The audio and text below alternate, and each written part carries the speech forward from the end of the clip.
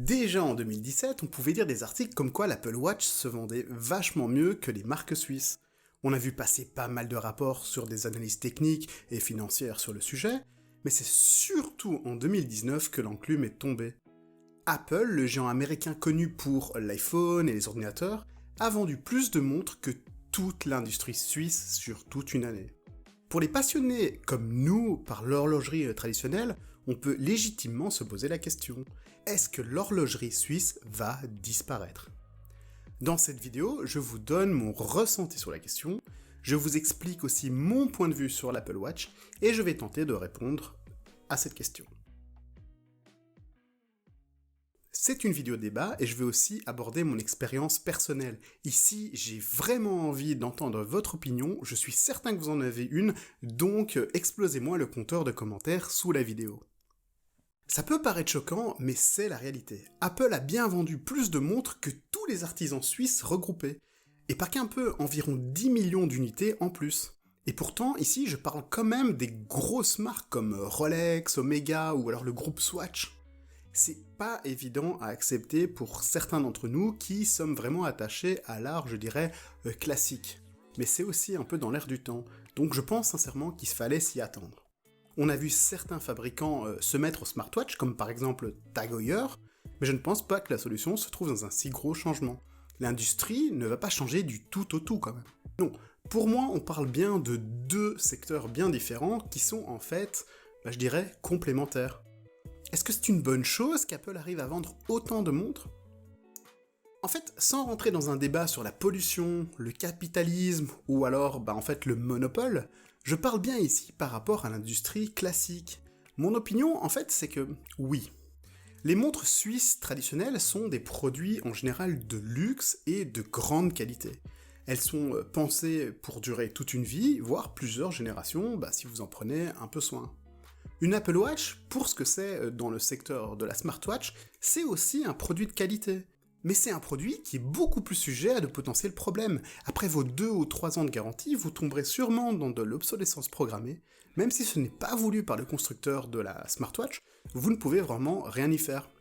Les processeurs de demain seront d'office meilleurs que les processeurs d'aujourd'hui, donc le logiciel ne sera plus optimisé pour votre modèle, et si vous voulez garder votre montre performante, vous allez sûrement devoir en acheter une nouvelle. Et puis je ne parle évidemment pas de la batterie qui va simplement se dégrader à une vitesse folle, et donc en fait après vous n'arriverez même pas à tenir la journée avec votre montre. C'est le même principe qu'un téléphone. Combien en avez-vous eu ces 5 dernières années ? Je suis persuadé que peu d'entre vous ont gardé le même smartphone en 5 ans. Donc juste pour l'investissement, je dirais que c'est pas du tout la même chose.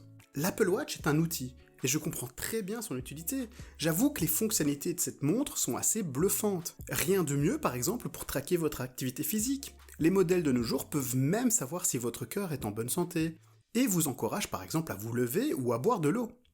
Est-ce que je critique vraiment ce produit de consommation ? En fait, pas vraiment.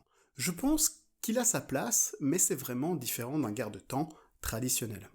Pour moi, c'est complémentaire. Vous pouvez porter une Apple Watch pour votre sport et changer en fait juste pour le look.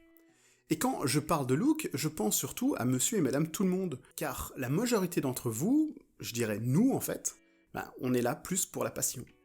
En vérité, je pense que c'est intéressant et positif qu'Apple vende autant de montres, car il faut être honnête, il y a quelques années, bien avant les smartwatches, les gens ne s'intéressaient plus forcément non plus aux montres. Car tout simplement, les gens modernes n'ont absolument pas besoin d'avoir l'heure au poignet. À quoi ça leur sert ? À rien, ils ont tous l'heure partout, surtout sur leur téléphone. Et Apple, par un coup de baguette magique, ou je dirais de marketing, a redonné de l'intérêt aux montres.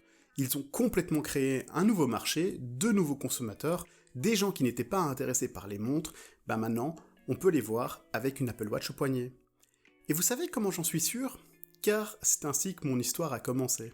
Je ne portais jamais de montre en fait, mais j'ai acheté une Apple Watch et c'est en portant cette dernière que je me suis découvert un intérêt pour les garde-temps. Grâce à elle, j'ai aimé voir cet objet à mon poignet et je me suis dit, tiens, je ne savais pas que j'aimais les montres. Après quelques mois, petit à petit, j'ai commencé à regarder sur le web et j'ai découvert les montres mécaniques. Et là, premier choc. Quoi ? On peut avoir l'heure sans pile ? Sans batterie ? sans circuit électronique. Et puis tu te renseignes et tu finis par vouloir ta première montre mécanique. Et c'est là que je me suis payé ma Seiko SKX. Deuxième choc. Tout d'un coup, je ne souhaite plus porter la smartwatch. Je ne trouve pas en elle l'âme que je ressens dans le cœur de ma SKX. C'est compliqué à expliquer. L'Apple Watch, c'est un produit fabriqué parfaitement par des machines. C'est pratiquement imprimé d'un seul trait. Tout le monde a la même montre. D'ailleurs, la plupart des montres quartz, en fait, je vous avoue qu'ils me font aussi un peu cet effet-là. Alors que le mouvement mécanique est beaucoup plus sensible et plein de défauts. Et pour l'assembler, il faut bien plus de travail manuel. Et j'ai ressenti une drôle d'émotion. Depuis tout petit, j'ai embrassé la technologie. J'ai toujours été devant les écrans, je suis très connecté. Je bosse avec un Mac, je passe beaucoup de temps sur mon smartphone, et tout pratiquement chez moi est high-tech. Et c'est dans les montres que j'ai trouvé une zone d'air pur où je pouvais m'évader de tout ça. J'ai un objet fonctionnel qui n'a pas besoin d'être high-tech, revenir à du savoir-faire artisanal là où on n'a pas besoin de 0 ou de 1. Donc si je résume bien, le fait que Apple a rendu les montres cool à nouveau, apporte une nouvelle clientèle pour les montres traditionnelles, et donc aussi vers l'horlogerie suisse. Je ne sais pas si vous êtes familier avec Petite Montre entre amis, qui est une émission ici sur YouTube où les gens parlent de montres. Il y a une section de l'émission où les invités abordent le sujet de leur première montre, avant de passer à des gares de temps plus conséquents, je dirais. Actuellement, pour toute une génération, c'est souvent des Swatch, des Flic-Flac ou encore de petites Casio. Mais je suis prêt à parier que d'ici quelques années, on entendra beaucoup qui diront que leur première montre était une smartwatch.